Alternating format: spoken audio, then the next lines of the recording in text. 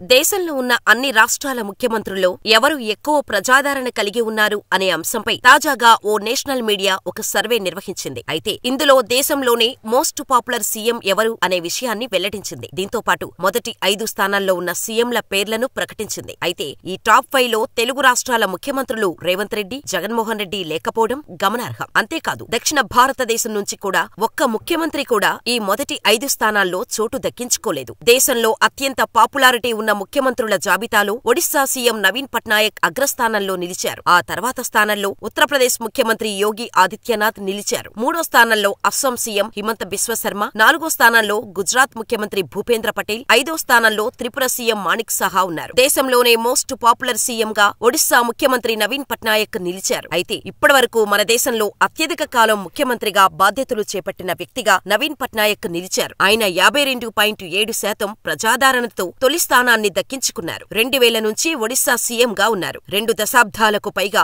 ఒడిశా ముఖ్యమంత్రి పదవిలో ఉన్న 77 ఏళ్ల నవీన్ పట్నాయక్ బిజు జనతాదళ్ పార్టీ చీఫ్, దేశంలో ఎక్కువ కాలం సీఎం అధికారంలో ఉన్న ముఖ్యమంత్రిగా కూడా ఘనత సాధించారు. ఈ వీడియోలో ఆయన గురించి కొన్ని ఇంట్రెస్టింగ్ విషయాలు తెలుసుకుందాం. దానికి ముందు ఈ వీడియోని ఎక్కడా స్కిప్ చేయకుండా చూడండి. అప్పుడే మా ఇన్ఫర్మేషన్ క్లియర్ గా అర్థమవుతుంది. ఇన్ఫర్మేషన్ నచ్చితే వీడియోని లైక్ చేసి మా ఛానల్ ని సబ్స్క్రైబ్ చేసుకోవడం మాత్రం మర్చిపోకండి. అలాగే మీ అభిప్రాయాన్ని మాకు తప్పకుండా కామెంట్ చేయండి. నవీన్ పట్నాయక్ గారు అక్టోబర్ 16, 1946లో కటక్లో జన్మించారు. ఆయన ఒడిశా పూర్వపు ముఖ్యమంత్రి అయిన బిజు పట్నాయక్ యొక్క కుమారుడు. ఆయన సోదరుడు హిమంశు పట్నాయక్. పట్నాయక్ డెహ్రాడూన్లోని ప్రతిష్టాత్మక వెల్హం బాలుర పాఠశాలలో విద్యాభ్యాసం చేశారు. తర్వాత డూన్ పాఠశాలలో చదివారు. ఢిల్లీ విశ్వవిద్యాలయానికి చెందిన కిరోజీమాల్ కళాశాలలో BA చేశారు. ఇక ఆయన యువకునిగా ఉన్నప్పుడు ఒరిస్సా రాజకీయాలకు దూరంగా ఒక రచయితగా ఖ్యాతి పొందారు. ఆయన తండ్రి మరణం తర్వాత 1997లో రాజకీయాలలోకి ప్రవేశించారు. 1 సంవత్సరం తర్వాత ఆయన బిజు జనతాదళ్ అనే పార్టీని తన తండ్రి పేరుతో స్థాపించి తర్వాత భారతీయ జనతా పార్టీతో పొత్తు పెట్టుకుని రాష్ట్ర ఎన్నికలలో విజయం సాధించారు నవీన్ పట్నాయక్ గారు. ఆయన ఒడిశా ముఖ్యమంత్రిగా పదవీ బాధ్యతలు స్వీకరించి ఆయన విధానాలైన అవినీతికి వ్యతిరేకంగా నిలబడటం, పేదల అనుకూల విధానాలు ఒడిశా రాష్ట్రంలో ఆయనకు భారీ మద్దతుతో విజయానికి సోపానాలయ్యాయి. ఆయన 4 పర్యాయాలు ముఖ్యమంత్రిగా ఉండటానికి దోహదపడ్డాయి. తండ్రి వలె ఆయన అధికార సౌమ్యాన్ని నియంత్రించడమే కాకుండా రాష్ట్ర అభివృద్ధికి ఒక యంత్రంలా మారారు. నవీన్ పట్నాయక్కు పెళ్లాం, పిల్లలు, కుటుంబం ఎవరూ లేరు. భైరవీలు, పెత్తనాల భయంతో తన బంధుగణాన్ని కూడా దగ్గరకు రానివ్వడు. ఎప్పుడూ తన ముఖంలో ఎమోషన్స్ కనిపించవు. ఉన్నతాధికారులు, తన మంత్రులు, ఎమ్మెల్యేలు, ఎంపీలతో కూడా ఎంత మాట్లాడాలో అంతే మాట్లాడతాడు.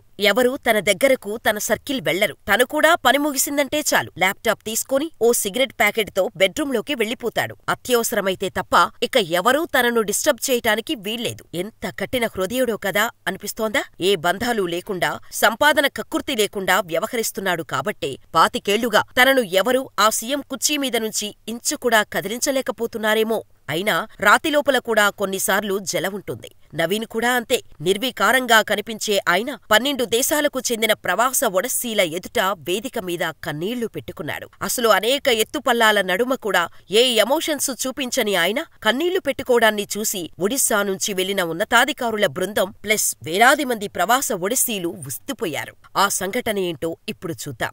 సంబల్పూర్ జిల్లాకు చెందిన ఓ గిరిజన కుటుంబంలో జన్మించిన కిషన్ శేషదేవ్. ఆయన చిన్నప్పుడు ఏడాది వయసున్నప్పుడే తల్లిని కోల్పోయాడు. 2006లో తండ్రి తీవ్ర అనారోగ్యం పాలైతే కిషన్ కూలీ పని చేయాల్సి వచ్చింది. 2012లో తండ్రిని కూడా కోల్పోయాడు. అప్పటికి తనకు 18 ఏళ్లు. 2 ఏళ్ల క్రితం అక్కను కూడా పోగొట్టుకున్నాడు. ప్రస్తుతం అనాథ. చిన్నప్పటి నుంచి మెరిట్ స్టూడెంట్. ప్రతి పరీక్షల్లోనూ తనే టాప్. 2005లో ఉత్తమ విద్యార్థి అవార్డు తీసుకుని నవోదయ ఎంట్రన్స్ లో టాపర్గా నిలిచి +2 వరకు అక్కడే చదివాడు. తర్వాత 2012లో నేషనల్ ఎంట్రన్స్ స్క్రీనింగ్ టెస్ట్ రాశాడు. 17వ ర్యాంక్. కానీ ఆ సంవత్సరమే తండ్రి చనిపోయాడు. 2013లో మళ్లీ రాశాడు. ఈసారి 15వ ర్యాంకు. దాంతో NISERలో 5 ఏళ్ల MSc ఇంటిగ్రేటెడ్ కోర్సులో చేరాడు. 2018 నవీన్ పట్నాయక్ శేష కిషన్ గురించి తెలుసుకున్నాడు. ఒడిశాలోని నాలెడ్జ్ హబ్లో ఓ పెద్ద మీటింగ్ జరుగుతోంది. విద్యావేత్తలు, మంత్రులు, ఉన్నతాధికారులు, టెక్నీషియన్స్ ఉన్న ఆ మీటింగును ఉద్దేశించి ప్రసంగించాలని నవీన్ పట్నాయక్ ఈ కిషన్ ను ఆహ్వానించాడు. శేషకిషన్ని ప్రోత్సహిస్తూ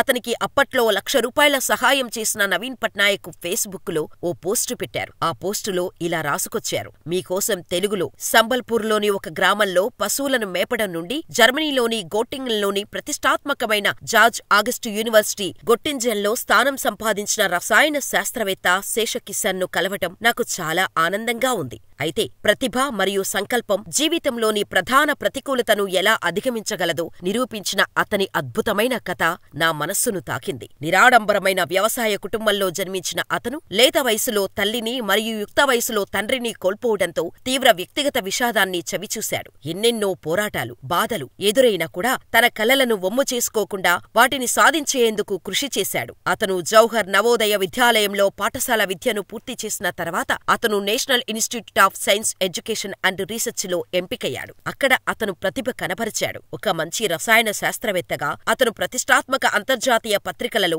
అనేక పరిశోధనా పత్రాలను ప్రచురించాడు. అతని పని ప్రపంచ స్థాయిలో గుర్తించబడింది మరియు అతను ఇప్పుడు జర్మనీలోని గోటింగన్ యొక్క ప్రతిష్టాత్మక విశ్వవిద్యాలయంలో రీసెర్చ్ అసోసియేటుగా చేరాడు. శేషకిషన్ను సత్కరించటం మరియు మా ప్రగాఢమైన ప్రశంసలకు చిహ్నంగా అతనికి ₹1,00,000 ప్రోత్సాహక మొత్తాన్ని అందించటం నాకు గర్వంగా ఉంది. అతను కృషి మరియు అంకిత భావం యొక్క బలమైన మానవ విలువలకు ఉదాహరణ మరియు యువకులందరికీ ప్రేరణ అంటూ రాశారు నవీన్ పట్నాయక్. అయితే ఇప్పుడు ఒడిశాలో జరిగిన నాలెడ్జ్ హబ్కు శేషకిషాన్ అరిగిపోయిన స్లిప్పర్లు, మాసిపోయిన బట్టలు, చేతిలో ఓ డొక్కు నోకియా ఫోన్తో ఎంట్రీ ఇచ్చాడు. అయితే అతన్ని అలా చూసిన నవీన్ పట్నాయక్ షాకయ్యాడు. జర్మనీలో శాస్త్రవేత్తగా అవకాశం వచ్చిన కిసాన్ మాసిపోయిన బట్టలు, స్లిప్పర్లు చూసి కదిలిపోయాడు. జర్మనీలోని శాస్త్రవేత్త చేతిలో డబ్బా ఫోనా అని ఆలోచించి కిషన్ భుజం తట్టి ఒక ఐఫోన్ కానుకగా ఇచ్చి పంపించాడు. ఇక ఆ తర్వాత కిషన్ జర్మనీ వెళ్లిపోయి యూనివర్సిటీలో చేరాడు. పీహెచ్డీ పూర్తి చేసి ఇప్పుడు అక్కడే కెమికల్ సైంటిస్టుగా పనిచేస్తున్నారు. అయితే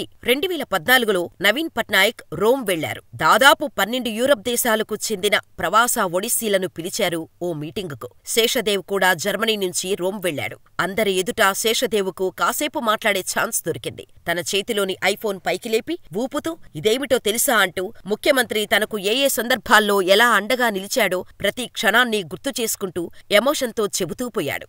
నాకు సార్ చెప్పింది ఒకటే, 10 మందికి ఉపయోగపడు అన్నాడు. పదే పదే అదే గుర్తొస్తోంది. మా ఊళ్ళో 170 మంది పిల్లలకు కోచింగ్ సెంటర్ పెట్టించాను. 30 లక్షలతో ఇల్లు కట్టాను. నథింగ్ నుంచి నన్ను ఎవరీథింగ్ స్టేజ్కి తీసుకొచ్చాడు సీఎం. తిరిగి వచ్చేస్తాను. ఓ పెద్ద ఫార్మాస్యూటికల్ కంపెనీ పెడతాను ఒడిశాలో. నాకు ఎవరూ లేరు సార్. అందరినీ కోల్పోయాను. అయితే ఏంటి సార్, మీరున్నారు. మీరే నా తండ్రి. శేషదేవ్ ముగించాడు. అదిగో అప్పుడు ఏ ఫ్యామిలీ బంధాలు లేని ఆ పట్నాయక్ కంటి నుంచి బుటబుటా కన్నీళ్లు రాలాయి. ఆ ఎమోషన్ పేరే ఆనందం. ఇది ఓ గిరిజన విద్యార్థి కష్ట నష్టాల జీవన ప్రయాణం. రాజకీయ నాయకులంటేనే హార్డ్ కోర్ అండ్ నోటోరియస్ అనే భావన బలంగా ఉన్న ఈ రోజుల్లో పట్నాయక్ వంటి నేతలు ఉంటారని ప్రతి ఒక్కరికీ తెలియాలి అంటే అందరికీ షేర్ చేయండి.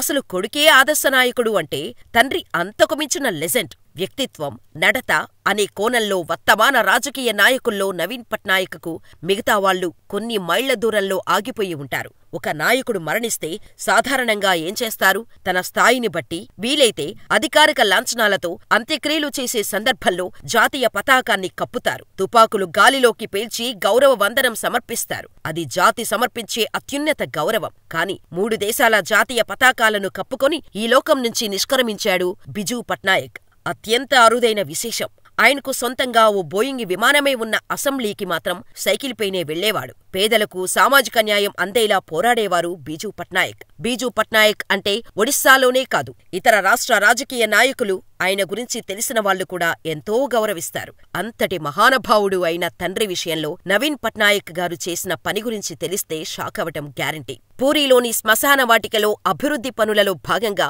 అక్కడి రోడ్ల వైశాల్యం పెంచాల్సిన అవసరం ఏర్పడింది. అయితే ఆ రోడ్డు పక్కనే తండ్రి బిజూ పట్నాయక్ గారి సమాధి ఉంది. అది కాస్త కాంట్రాక్టర్లకు ఇబ్బందిగా మారింది. ఆ సమాధిని తొలగిస్తే తప్ప రోడ్లను పొడిగించలేము. కాంట్రాక్టర్లకు, సంబంధిత అధికారులకు ఏం చేయాలో తోచట్లేదు. బిజూ పట్నాయక్ గారి సమాధి అంటే ఒడిశా ప్రజలకు గుడిలాంటిది. దీంతో అధికారులు కొంత సంశయించారు. అయితే ఈ విషయం తన పిఏ ద్వారా తెలుసుకున్నారు నవీన్ పట్నాయక్. వెంటనే ప్రజలకు నా దేశ అభివృద్ధికి అడ్డుగా ఉందంటే తండ్రి సమాధే కాదు, నేను ఉంటున్న ఇల్లు కూడా వదిలేసుకుంటా అంటూ సమాధిని తొలగించారని చెప్పి పనులు ఆగకూడదని అధికారులను ఆదేశించారు. ఈ విషయాన్ని నవీన్ పట్నాయక్ గారి ప్రైవేటు కార్యదర్శి వికే పాండ్యన్ చెబితే కాని ప్రపంచానికి తెలియరాలేదు. అంత రహస్యంగా ఉంచారాయన.